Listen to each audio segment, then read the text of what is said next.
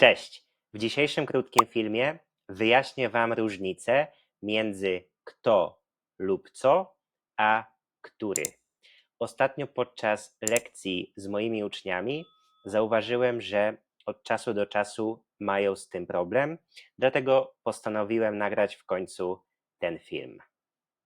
I zaczynamy od kto lub co. Kto lub co tych wyrazów używamy, kiedy wcześniej nie mieliśmy żadnego rzeczownika. Na przykład szukam kogoś, kto wyremontuje mi mieszkanie. Szukam kogoś. Nie ma tutaj rzeczownika, mamy tutaj zaimek, a więc kto. Szukam kogoś, kto wyremontuje mi mieszkanie. Oczywiście kto używamy dla osób, z osobami. Następnie potrzebuję kogoś, kto dobrze edytuje filmy. Ta sama sytuacja. Potrzebuję kogoś, znowu mamy zaimek, nie mamy rzeczownika, a więc kto. Następnie on powiedział coś, co mnie bardzo zdziwiło. Też nie ma rzeczownika. Tutaj akurat nie mówimy o kimś, mówimy o czymś, więc co. I jeszcze jedno, to jest wszystko, co mam. Ta sama sytuacja, nie ma rzeczownika, a więc co. Natomiast który, jak możecie się domyślać, używamy, kiedy wcześniej mieliśmy jakiś rzeczownik. Na przykład znam kobietę, która pracuje w tym banku. Znam kobietę, kobieta to jest rzeczownik, a więc tutaj musimy użyć który. Tutaj akurat która, bo mamy słowo rodzaju żeńskiego. Znam kobietę, która. Następnie książka, którą czytam, jest bardzo dobra. Książka to nasz rzeczownik, a więc tak samo musimy użyć który. Tutaj którą. To jest restauracja, do której często chodzimy. To jest restauracja. Restauracja jest naszym rzeczownikiem, a więc który.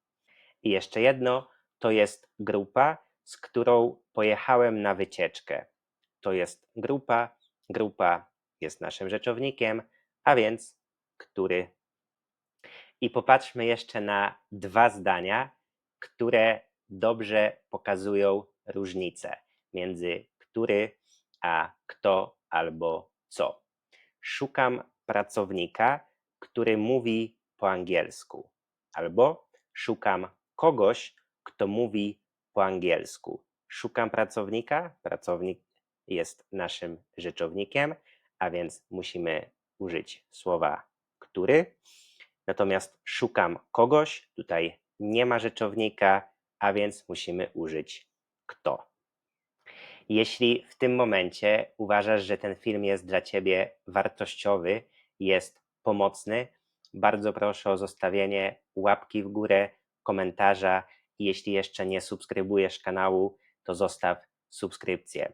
Jestem wdzięczny za wszystko, ponieważ jest to dla mnie bardzo pomocne w rozwoju tego kanału i żeby ten kanał mógł docierać do większej ilości osób. Na koniec chciałbym Wam jeszcze krótko powiedzieć o różnicy między który a że, ponieważ z tym też od czasu do czasu moi studenci, moi uczniowie mają problemy. A dlaczego te problemy się zdarzają? Ponieważ w języku angielskim możemy przetłumaczyć te dwa słowa w ten sam sposób. Natomiast różnica jest bardzo prosta, bardzo łatwa do zrozumienia. Słowa że używamy po czasownikach. Na przykład myślę, że, uważam, że, wiem, że, widzę, że, słyszę, że, sądzę, że i tak dalej. A jak wspomniałem już wcześniej, który używamy po rzeczownikach, kiedy wcześniej mieliśmy jakiś rzeczownik. Lekarz, u którego miałem wczoraj wizytę, jest bardzo profesjonalny i uprzejmy. Mam nadzieję, że teraz wszystko jest dla Was jasne i że będziecie mogli używać tych słów bez mylenia się, bez popełniania błędów. Oczywiście pamiętajcie o praktyce i zachęcam Was do zostawiania swoich zdań właśnie z tymi słowami w komentarzach. A na koniec zapraszam Was już na kolejny film w następną niedzielę. Do zobaczenia. Cześć!